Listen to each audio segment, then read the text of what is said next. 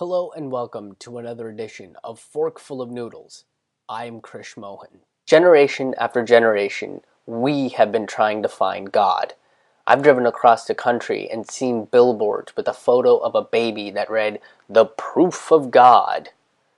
Wait, that's it? That's all it takes for some people to prove that God exists?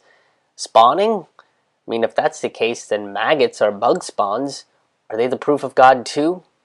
If you're religious and you winced at that, then you live with a false logic. And if you didn't wince, then you have strong convictions, I guess. Look, babies are great. I'm told that they are the future of mankind.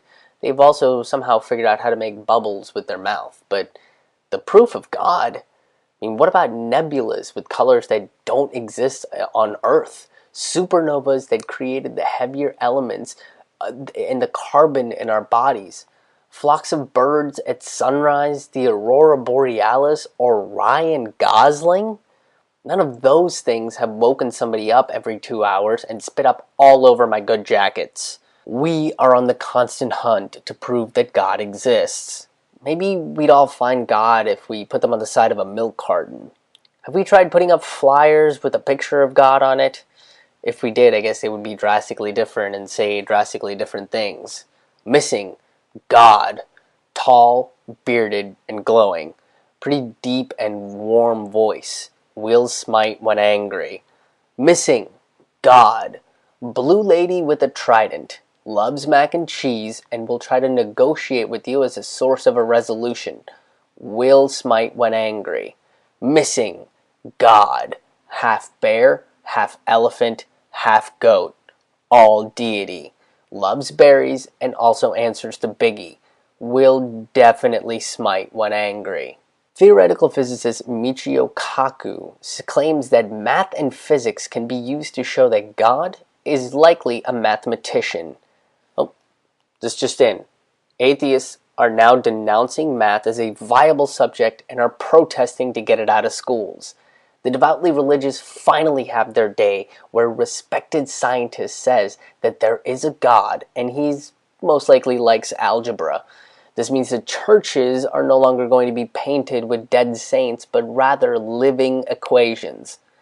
Okay, so Dr. Kaku isn't saying there is a God, but rather that there is a force that exists that controls the way things work, and we figure that force out through physics and math. Oh, this just in.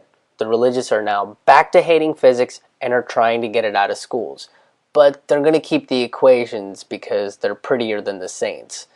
According to Dr. Kaku, there is an equation out there for this force that unifies all the other forces and makes sense of the mysteries of the universe. Well, okay, smart guy, what's the equation? Oh, it's pretty simple. Take an open mind, add an open heart, subtract arrogance, divided by hate, and multiply all of those with understanding. I don't know it, and Dr. Kaku doesn't know it. Quite frankly, if there is a God, I bet they forgot it. Come on, it's been so long. You don't think that the gods are a little senile after a few millennia? Your grandpa can't remember what he had for lunch and he's barely 100. It's probably impossible at this point.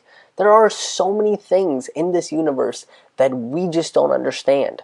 Our laws of physics break down as we get closer to a black hole. We don't know what's deep down in our oceans or how Ryan Gosling gets his eyes to be so damn dreamy.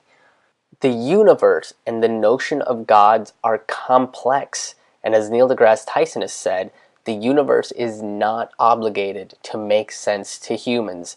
In the grand scheme of it all, we're the tiniest fragment of a very small corner in the vastness of the universe. Our arrogance says that we need to find the one answer to all the questions. But you have to figure it out. I mean, no one's just going to give you an answer. It's like taking a math test. You can't just put down that the answer is 3. You have to show your work. So we have some work to do to get to the answer. And we might not get to it. We probably won't. Our brains at this moment are not big enough to handle the scope of this equation, even if it's a small one. And if we do find the one equation that explains how all of this works, then life is going to get pretty boring.